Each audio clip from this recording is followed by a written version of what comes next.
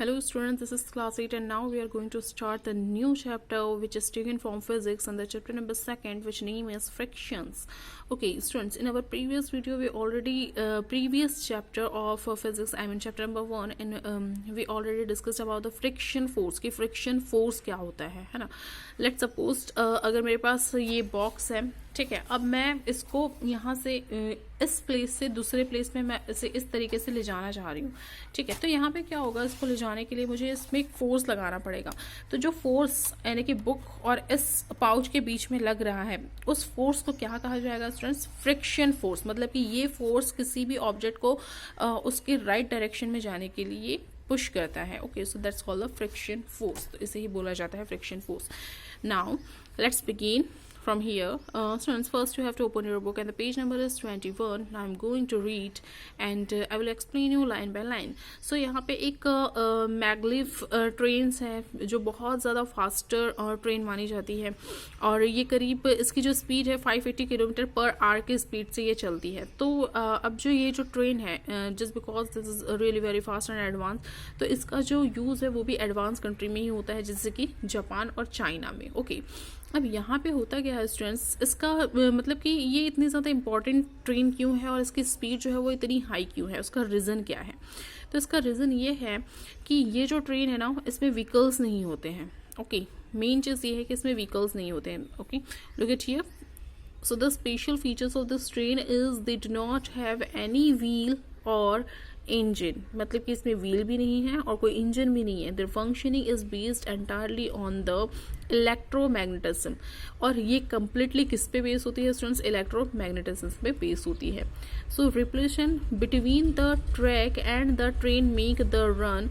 Train seems to float as the body of the train. मतलब कि देखिए, जहाँ से आपने अपनी ट्रेन देखा होगा जहाँ पे हम लोग ट्रेवल करते हैं, ये जिस ट्रेन में आप लोग सभी ने देखा होगा, बट जहाँ से इसका जो व्हील वाला पार्ट्स होते हैं, जहाँ से इसके व्हीकल्स होते हैं, तो वहाँ तक के ये जो ट्रेन है ये यहीं तक की होती है. लेट्स सपोज यहाँ पे मैंने एक ये ट्रेन बनाया, ठीक है, तो यहाँ पे ये हमारी नॉर्मल ट्रेन है जिसके व्हील्स होते हैं. ओके, बट ये जस्ट मैगलिव ट्रेन की मैं बात कर रही हूँ जो जापान और चाइना में चलती है, उसमें सिर्फ इतना ही पार्ट होता है, उसके व्हील्स नहीं होते हैं. ओके, तो ये पटरी रहती है और ये इलेक्ट्रोमैग्नेटिज्म होता है जिसके थ्रू ये क्या करती है, वर्क करती है. बट इसमें ये जो व्हील्स है ये नहीं होते हैं, यानी कि ये एक तरीके से आप बोल सकते हैं कि ये थोड़ा सा, यानी कि ये पटरी है और उसके ऊपर में ये जो ट्रेन है ये खड़ी रहती है. जब ये चलती है तो इसके बीच में एक स्पेस आ जाता है. ओके, जो ये इतना कांटेक्ट जो वो, मतलब आप बोल सकते हैं कि ये एयर के थ्रू, यानी कि जो इसके बीच में वो एयर रहती है और उसके थ्रू ये क्या करती है, मूव करती है.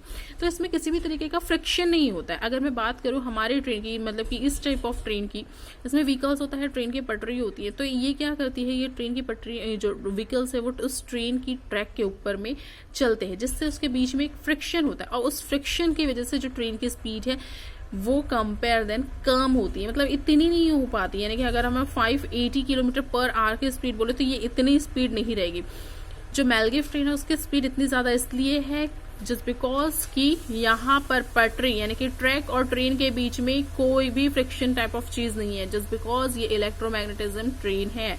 ओके, जिसकी वजह से जो पटरी है, जो ट्रैक है और जो ट्रेन है उसके बीच में कोई भी फ्रिक्शन नाम की चीज़ नहीं होती है. अब दोनों में फ्रिक्शन नहीं होगा तो इसको रोकने वाली कोई चीज़ नहीं रहेगी, जिस वजह से जो इसकी स्पीड है वो बहुत ज़्यादा हाई रहती है. ओके, सो होप आप लोग समझ गए होंगे ये जो मैगलिव ट्रेन है वो किस तरीके से चलती है एंड कैसे वर्क करती है. Now let's find out. अब हम लोग यहाँ पे कुछ चीज़ देखते हैं, जैसे कि यहाँ पे एक बॉल है. ओके, तो ये एक फुटबॉल आप लोग देख रहे हैं. तो ये जो फुटबॉल है ये किस तरीके से, क्या ये अपने आप एक प्लेस से दूसरे प्लेस में चला जाएगा? और अगर जाता भी है, जैसे अगर एयर इसको पुश करती भी है, तो होता क्या है, कांटेक्ट किसके बीच में हो रहा है? ये जो ग्राउंड है और जो वो फुटबॉल है उसके बीच में, ठीक है. तो ये दोनों के बीच में एक फ्रिक्शन होगा, तभी ये जो बॉल है वो अपने प्लेस से दूसरे प्लेस में क्या होगी, मूव कर जाएगी. अब ऐसा तो नहीं है कि हर चीज़ का एक दूसरे के साथ फ्रिक्शन होता है और फिर वो मूव करती है, ऐसा तो नहीं होता. जैसे अगर हम एरोप्लेन की बात करें, okay, so this is the aeroplane. Okay, let's suppose this is the aeroplane.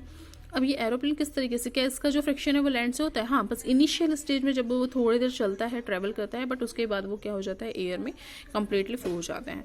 तो उसके बीच में कोई भी फ्रिक्शन नाम की चीज़ नहीं रहती. जस्ट दैट्स वाई ये जो एरोप्लेन है वो क्या होता है, फास्टर मूवमेंट होती है उसमें. Okay, so walking on the surface of the earth seems to so easy. जैसे कि अगर हम लोग अर्थ के ऊपर चल रहे हैं, वॉक कर रहे हैं, डांस कर रहे हैं, राइडिंग कर रहे हैं, बाइसिकल कर रहे हैं, स्लाइडिंग, जॉगिंग, ये सब करते हैं तो ये बहुत ज़्यादा ईजी लगता है। लेकिन क्या कभी आप लोगों ने ऑब्जर्व किया है कि ये सब करने के लिए कहीं ना कहीं हमारा जो कॉन्टेक्ट है वो किसी और, मतलब कि जैसे कि अगर मैं बात करूँ स्लाइडिंग की, ओके, तो आप क्या करेंगे, इसमें बैठ के स्लाइड होते हैं, ओके, तो जब आप बैठ रहे हैं तो आपका कॉन्टेक्ट किसके साथ हो रहा है, उस स्लाइडर के साथ, मतलब कि आपके बीच में और स्लाइडर के बीच में एक फ्रिक्शन हो रहा है, ठीक है, तब उसके आप अपोजिट डायरेक्शन में जा रहे हैं। तो ये एक स्किल्स होती है, एक फ्रिक्शन होता है। जैसे कि अगर फुटबॉल को अगर किक करना है तो आपका कॉन्टेक्ट, आपके जो टो है, जो पैर है, उसका कॉन्टेक्ट इस फुटबॉल के साथ होगा, तब कहीं जाके ये जो फुटबॉल है वो लैंड के साथ फ्रिक्शन करती हुई आगे बढ़ेगी। तो यहाँ पे कुछ क्वेश्चंस है जिसके आंसर्स आपको फाइंड करना है। What happens when you kick a ball, जब आप लोग बॉल को किक करेंगे तो क्या होगा, क्या वो आगे जाएंगे? ऑफकोर्स आगे जाएगी।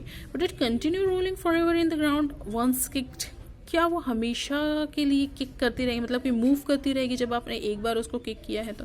नेक्स्ट क्वेश्चन है what happens to its speed of motion after a few minute. Okay, तो इसकी स्पीड क्या होगी जब आपने एक बार kick. So students, in our previous class and in our previous chapters we already discussed about the frictional force. What is the frictional force? So we have the briefly learned about the frictional force कि जो frictional force है वो क्या होता है। Students, the force which oppose the motion of object, मतलब कि ऐसा फोर्स जो अपोज, मतलब कि ऑब्जेक्ट, जो भी कोई भी ऑब्जेक्ट है उसके अपोज में लगता है, okay, so this called the frictional force which is an invisible force. ये इनविजिबल फोर्स होता है, ये हमें दिखाई नहीं देता है। That acts on the objects and the oppose their motion, और ये किसी भी ऑब्जेक्ट के अपोज में क्या करता है, वर्क करता है। So let discuss the factors on which is the force depends, how can we increase और decrease this force and its advantage and disadvantage. तो अब हम लोग देखते हैं कि ये जो फ्रिक्शन फोर्स है ये किस तरीके से इंक्रीजिंग हो, मतलब कि जो फोर्स है उसको इंक्रीज करता है, किस तरीके से डिपेंड्स होता है, उसका क्या एडवांटेज है और डिसएडवांटेज है। So now let's look it here. So here one question for you students, on the rainy days we find difficulties। students, आप लोगों ने कभी देखा है कि जो रेनी डेज रहते हैं, ओके, नॉर्मल डेज के कंपेयर में जब जो रोड है, जो सड़क है वो गीली रहती है, रेनी डेज होता है तो चारों तरफ में पानी होता है, तब जो मतलब तब जो रोड है वो इतनी स्लिपरी क्यों हो जाती है? Why the road become the slippery and why we slip and get hurt. Okay, तो क्या ऐसा क्यों होता है कि हम स्लिप हो सकते हैं उसमें और हम लोग हर्ट हो सकते हैं? ऐसा क्यों होता है? हमारी जो गाड़ी है, वो व्हीकल्स है, वो स्लिप होते हैं, तो इसका रीजन क्या है?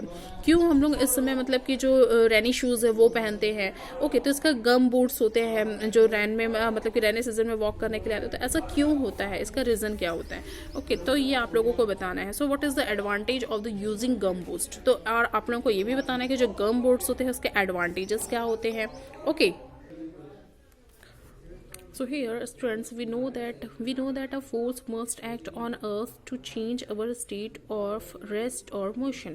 तो students, ये जो force है ये बहुत ज़्यादा ज़रूरी होता है अगर हमें अपनी state और rest motion को अगर change करना है। तो जैसे अगर आप कहीं से walk कर रहे हैं तो ये जो फ्रैक्शन है, force है, ये बहुत ज़्यादा ज़रूरी होता है क्योंकि आप walk on a track करेंगे और मतलब कि on road करेंगे तो आपके और उस ट्रैक के बीच में एक फ्रैक्शन होता है, जब भी आप क्या कर पाते हैं, मोशन कर पाते हैं। Okay, so muscular force helps us the walk on land. जिस तरीके से मस्कुलर फोर्स जो होता है वो हमें हेल्प करता है कि हम लोग लैंड में वॉक करें।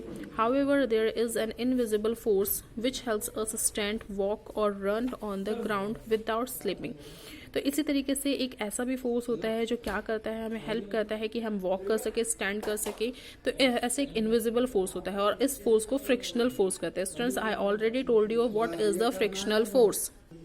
स्टूडेंट्स, फ्रिक्शनल फोर्स वो होता है मतलब कि एक ऐसा फोर्स है जो एक किसी भी ऑब्जेक्ट को मोशन करने के लिए, मतलब कि मूव करने के लिए हेल्प करता है। So for a force to oppose the motion of an object it must act in a direction oppose to the direction the applied force. Let us understand with the following example. तो ये जो force होता है किस तरीके से वो किसी भी ऑब्जेक्ट को मोशन में, मतलब कि डायरेक्शन को चेंज करने में, उसके साइड्स को चेंज करने में हेल्प करता है। तो इसे हम लोग देखते हैं। Look at the given picture. इस पिक्चर को आप लोग देखिए जहाँ पे एक पर्सन है इस टॉय बॉक्स को क्या कर रहा है, ढकेल रहा है, यहाँ पे फोर्स लगा रहा है। तो किस तरीके से, अब देखो डायरेक्शनल और फ्रिक्शनल फोर्स यहाँ से आ रहा है और directional on the applied force यहाँ पे जा रहा है। फोर्स इधर से लगा रहा है बट फ्रिक्शनल फोर्स यहाँ से लग रहा है। ओके, तो यही होता है फ्रिक्शनल फोर्स।